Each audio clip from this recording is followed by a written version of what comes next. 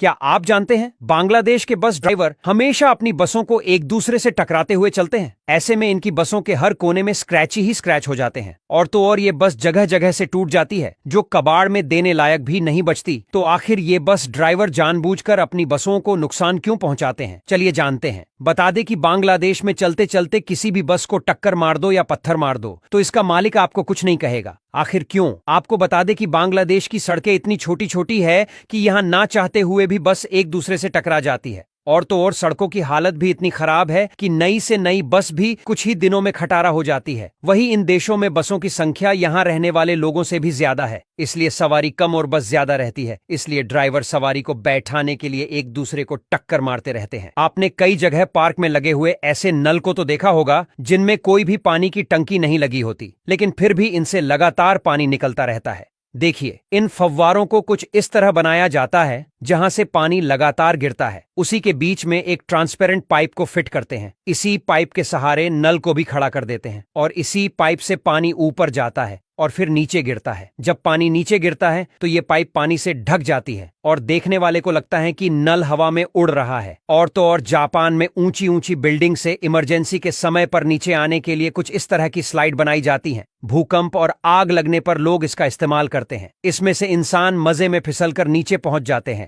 और ये देखो, जापान में लोग कैंची से नहीं बल्कि चाकू को अपने बालों को कटवाते हैं। इनका मानना है कि ऐसे बालों को कटवाने से हेयर फॉल कम से कम होता है। क्या आप जानते हैं ये महिला दिन के 24 घंटे बर्फ से जमी हुई झील में ही रहती है, जिसको भूख लगने पर ये खाना नहीं बल्कि बर्फ को ही खाती है। और तो और अगर ये कुछ टाइम के लिए बर्फ से जमे हुए पानी में ना नहाए तो इसे गर्मी लगने लगती है। तो आखिर जिस ठंडे पानी में एक नॉर्मल इंसान 1 मिनट में ही जम जाएगा, उसमें ये महिला घंटों तक कैसे स्विमिंग कर लेती है, चलिए जानते हैं। बता दें कि इस महिला को लोग बर्फ की रानी भी कहते हैं। ये रशिया के सबसे ठंडे इलाकों में रहती है। कई बार तो ये इतनी देर तक पानी में सांस रोक लेती है कि इसके ऊपर से भी बर्फ जम जाती है, जिसको हाथों से तोड़कर इसे बाहर आना पड़ता है। लेकिन इसको शरीर पहले से इतनी ठंड को बर्दाश्त नहीं कर सकता था, बल्कि ये हर दिन ठंडे पानी में जाकर तैरने की प्रैक्टिस करती थी। इसमें शरीर के साथ साथ इंसान को अपने दिमाग पर भी फोकस करना पड़ता है और अब धीरे धीरे इनका शरीर घंटों तक ठंडे पानी में रहने पर भी बीमार नहीं पड़ता। क्या आप जानते हैं, एस्केलेटर पर चलते समय आपको ये गलतियां कभी भी नहीं करनी चाहिए, वरना ये आपके लिए काफी खतरनाक साबित हो सकता है। सबसे पहला, कभी भी कोई डीली चीज पहनकर इस पर ना चढ़े हैं, क्योंकि एस्केलेटर के किनारों पर खाली जगह होती है जिससे ढीली चप्पलें और कपड़े जैसी चीज इसके अंदर फंस सकती है। और इन सीढ़ियों पर चढ़ते समय हमेशा आपको बीच में खड़े होना चाहिए, क्योंकि किनारे पर फंसने का डर ज्यादा होता है। दूसरा, एक्सीलेटर के साइड में लगे ब्रश से आपको कभी भी अपने जूते साफ नहीं करने चाहिए, क्योंकि ये ब्रश आपके जूते या पैर साफ करने के लिए नहीं